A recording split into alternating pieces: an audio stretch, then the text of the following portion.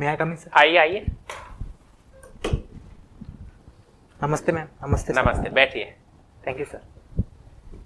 Vikrant, yes sir. बहुत प्रसिद्ध नाम है विक्रांत। Yes sir.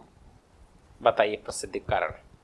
सर इससे रिलेटेड एक आईएनएस विक्रांत है वेरी गुड। जो सर्विस दे चुका है 1961 से 1997 तक। और अभी जो वर्तमान में नया विक्रांत रीडेवलप करा है इन्होंने, तो उससे रिलेटेड ये है कि वो थोड़ा एडवांस है। उसमें जो उसकी नॉट्स है, स्पीड वो काफ़ी ज़्यादा कर दी गई है। और जो विक्रांत, आप तो बीटेक कर चुके। Yes sir. जॉब नहीं किया कहीं? No sir. पक्का? Yes sir. तो फिर आपका तो डिपार्टमेंट भी अच्छा है, इलेक्ट्रिकल और communication. Electronic instrumentation and control. अच्छा, एस्टिमेशन। ये तो अच्छा है, इसके तो वैल्यू बढ़ती जा रही है। नहीं सर, एक्चुअल में जो इलेक्ट्रॉनिक इंस्ट्रूमेंटेशन कंट्रोल है ये मर्ज होता जा रहा है इलेक्ट्रॉनिक एंड कम्युनिकेशन के साथ। तो जहाँ पर भी जॉब अप्लाई करने जाते हैं तो वहाँ पर ईसी की डिमांड ज़्यादा है ईआईसी से। और जो भी सब्जेक्ट वाइज चुनने पड़ते हैं तो उसमें टेली कम्युनिकेशन और मेनली कम्युनिकेशन से नीडेड रिक्वायरमेंट्स होती है। आप अजमेर के रहने वाले हैं? Yes sir. आपने बीटेक कहाँ से किया था? Sir Purnima college of engineering, Jaipur से ही? Yes sir. आना सागर झील में गए हो कभी आप? Yes sir. आना सागर झील भी आपने देखी हुई है? यस। और जयपुर में रहे हो इंजीनियरिंग की, इसका मतलब जल महल भी गए होंगे? जल महल सर देखा नहीं है, लेकिन आमेर से जब जाते हैं तो बीच में पड़ता है। खाली बस हाँ, घूमने के हिसाब से नहीं गए? घूमने के हिसाब से नहीं गए। आना सागर झील बिल्कुल सूखी हुई थी, लेकिन लास्ट ईयर यस सर। गर्मियों के दिनों में फुल भर गई अचानक। क्या था वो?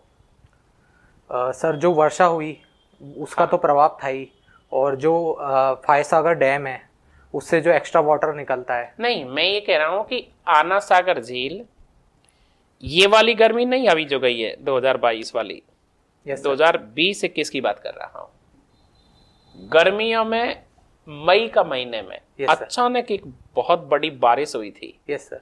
क्या नाम था उस बारिश का? ध्यान आ रहा है? आना सागर फुल भर गई मतलब। Yes sir. हाँ, ला नीनो की वजह से हुआ। ला नीनो, और ये तो विषय है, टॉपिक है, ये तो सब्जेक्ट शब्द है ज्योग्राफी। कोई ताउते नाम सुना था क्या आपने? ताउते साइक्लोन आया था जो। हाँ। Yes sir. तो क्या आपको ध्यान है आना सागर फुल भर गई? यस सर, ये तो पता है। यही पूछ रहा हूँ। यस। ओके। आना सागर झील के नीचे, बिल्कुल पाल के नीचे क्या है? दौलत बाग। Yes sir. कोई खास बात इसकी? सुभाष उद्यान भी है वहां पर? यस सर, सुभाष उद्यान है। ये दौलत बाग है जो इसका निर्माण जहांगीर द्वारा कराया गया। और वहीं पर जो बारादरी है उसका निर्माण शाहजहां द्वारा कराया गया। यहाँ कोई ऐसी चीज उगती है जहां से किसी चीज का निर्माण हुआ हो? इत्र वगैरह कोई? यस सर, गुलाब। गुलाब, पुष्कर के गुलाब। अजमेर का जो किला है, यस सर, किस नाम से जाना जाता है? तारागढ़। क्या ये किला ने सबसे ज्यादा आक्रमण झेले हैं क्या?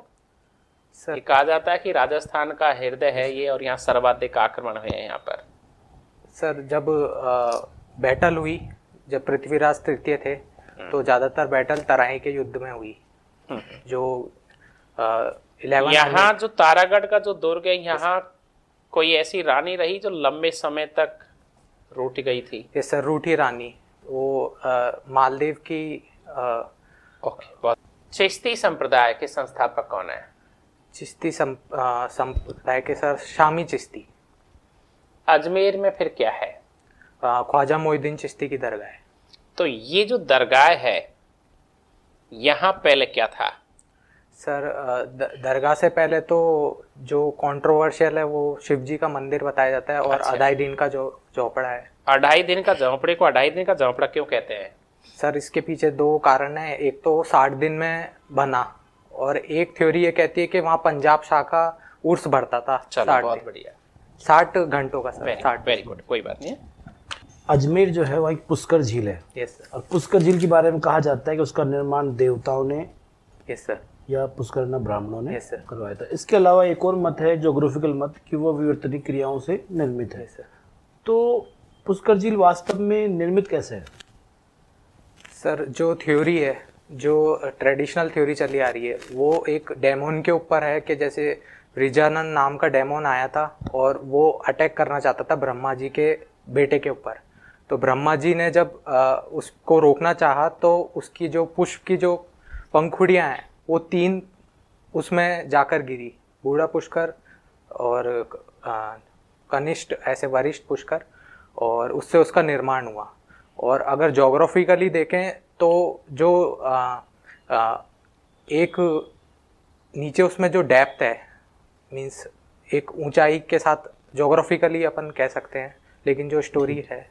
आपका इंटरेस्ट जो है वो चाइना और यूएसए में है। यस। चाइना में अभी चीनी कम्युनिस्ट पार्टी की बैठक होने जा रही है लंबे समय बाद। Yes sir. क्या रीजन है?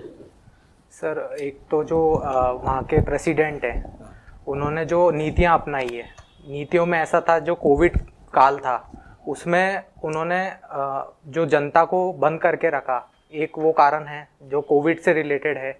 और दूसरा ये है कि उन्होंने अपने को लाइफ टाइम प्रेसिडेंट चुन लिया है, और जो मीटिंग होने जा रही है वो इससे रिलेटेड है कि मतलब जो नेक्स्ट प्रेसिडेंट का चुनाव आने वाला है उसको एक्सटेंड करने के लिए। चाइना में क्या प्रेसिडेंट का चुनाव होता है, इलेक्टेड होता है क्या?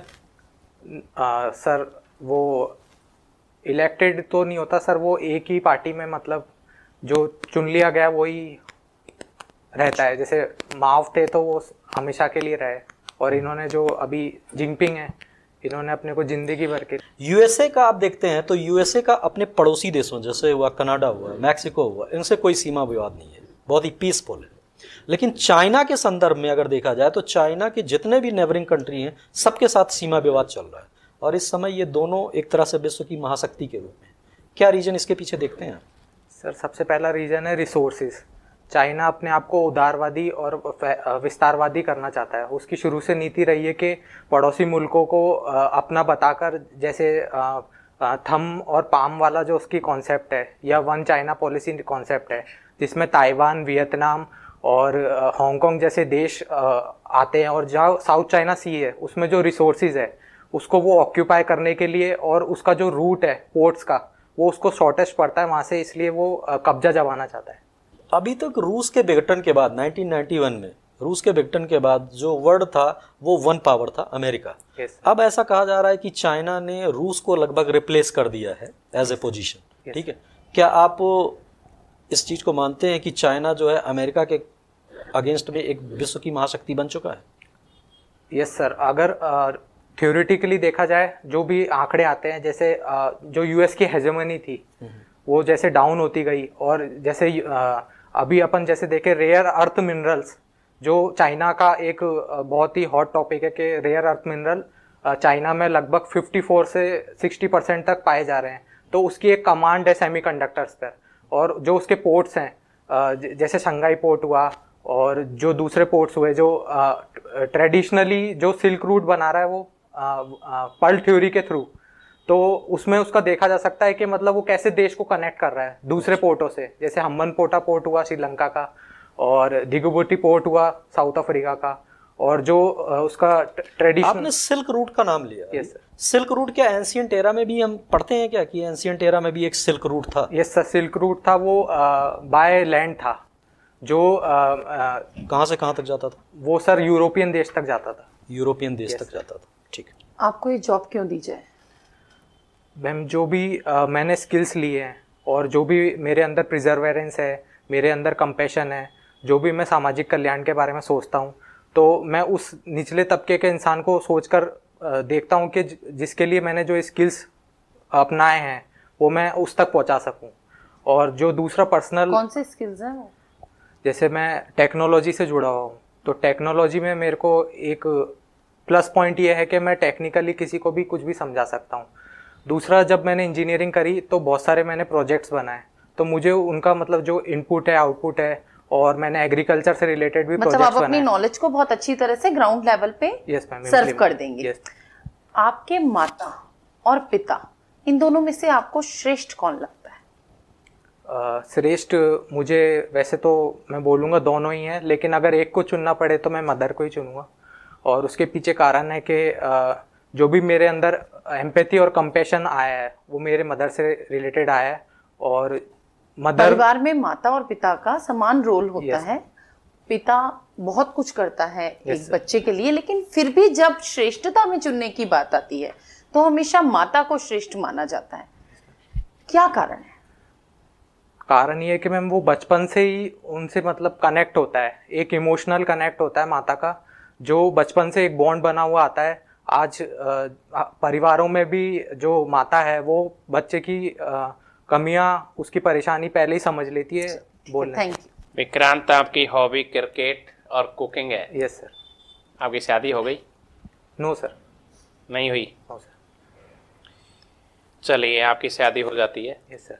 और आपकी पत्नी आपसे रूठ जाती है। Yes sir. आपको पता चलता है आपकी साड़ी या किसी से भी वो खाने की बहुत शौकीन है। Yes sir. पहले भी वो अपने पियर में रूठ जाती थी। Yes sir. तो उसे उनके मम्मी पापा कभी हलवा, कभी कचौड़ी, पिज्जा मंगा के खुश कर देते। Yes sir. क्या बना के खिलाओगे उनको?